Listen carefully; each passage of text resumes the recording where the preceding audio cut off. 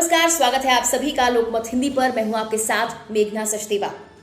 राष्ट्रपति चुनाव के बाद अब देश में उपराष्ट्रपति चुनाव के लिए मतदान चल रहा है। शनिवार सुबह 10 बजे संसद भवन में मतदान की प्रक्रिया शुरू हुई है। शाम 5 बजे तक ये मतदान चलने वाला है। वेंकैया नायडू के बाद देश का अगला उपराष्ट्रपति कौन होने वाला है, तस्वीर जल्द ही साफ हो जाएगी। पीएम मोदी समेत तमाम बड़े चेहरे मतदान कर चुके हैं।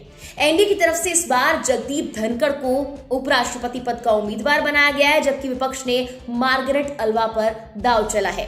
ये दोनों कौन है? उपराष्ट्रपति चुनाव के लिए वोटिंग कौन कौन कर सकता है? उपराष्ट्रपति चुनाव के नतीजे कब तक आएंगे और कैसे उपराष्ट्रपति का चुनाव होता है, आइए जानते हैं सब कुछ। देश के उपराष्ट्रपति पद पर काबिज एम वेंकैया नायडू का कार्यकाल 10 अगस्त को खत्म होने जा रहा है। उससे पहले नए उपराष्ट्रपति का चुनाव जरूरी है।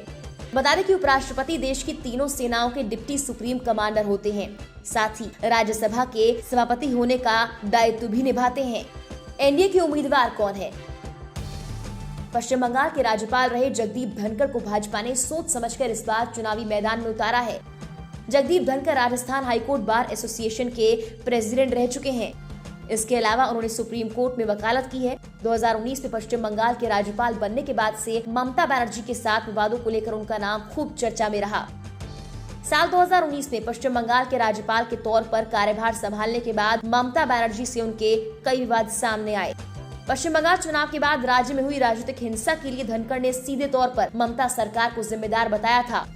इसके अलावा उन्होंने 21 जून 2021 को उत्तर बंगाल दौरे के दौरान कहा था कि लोग मारे जा रहे हैं, इन परिस्थितियों में मैं चुप रहने वाला गवर्नर नहीं हूँ। इतना ही नहीं, दोनों के बीच टकराव इस कदर बढ़ चुका था कि टीएमसी ने राष्ट्रपति से मिलकर उन्हें राज्यपाल पद से हटाने की सिफारिश तक कर दी थी।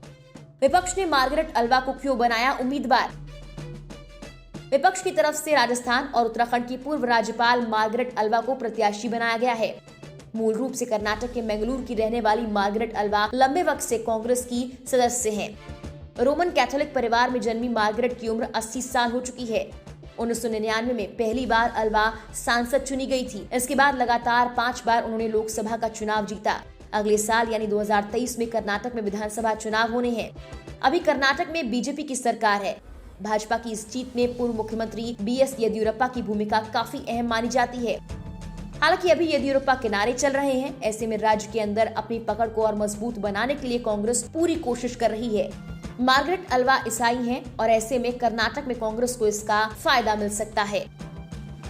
कौन कौन कर सकता है उपराष्ट्रपति के चुनाव में मतदान?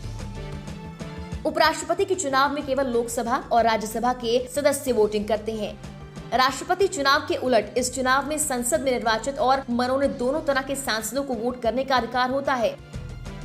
इस चुनाव में इलेक्शन ऑफिसर की भूमिका लोकसभा और राज्यसभा के महासचिव बारी बारी से निभाते हैं। इस चुनाव में लोकसभा के 543 सांसद, राज्यसभा के 233 निर्वाचित सदस्यों के साथ साथ मनोनीत 12 सांसद वोट करते हैं। इस तरह कुल 788 लोग वोट डाल सकते हैं।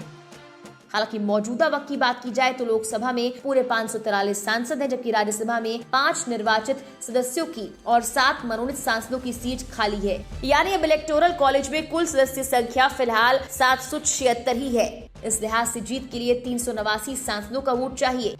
वहीं टीएमसी पहले ही चुनाव में दूरी बनाने की बात कह चुकी है। ऐसे में टीएमसी के 23 लोकसभा और राज्यसभा में 13 मेंबर्स हैं और कुल 36 सांसद वोटिंग से दूर रह सकते हैं।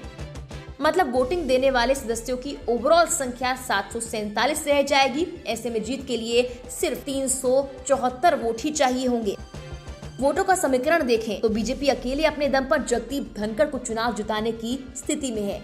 पार्टी के पास लोकसभा में 303 और राज्यसभा में 91 सदस्य हैं। ऐसे में धनखड़ की जीत पक्की मानी जा रही है। कब आएंगे उपराष्ट्रपति चुनाव के नतीजे? उपराष्ट्रपति पद के लिए मतदान की प्रक्रिया खत्म होने के बाद आज ही वोटों की गिनती की जाएगी और वोटों की गिनती के बाद चुनावी नतीजों का ऐलान भी कर दिया जाएगा। भले ही उपराष्ट्रपति का चुनाव राष्ट्रपति चुनाव से काफी अलग है, लेकिन इस बार राष्ट्रपति चुनाव की तरह उपराष्ट्रपति चुनाव में भी विपक्ष के बीच जो मतभेद हैं वो खुलकर सामने आने लगे हैं। पहले ही कई विपक्षी दल उपराष्ट्रपति चुनाव के लिए एनडीए को समर्थन दे चुके हैं।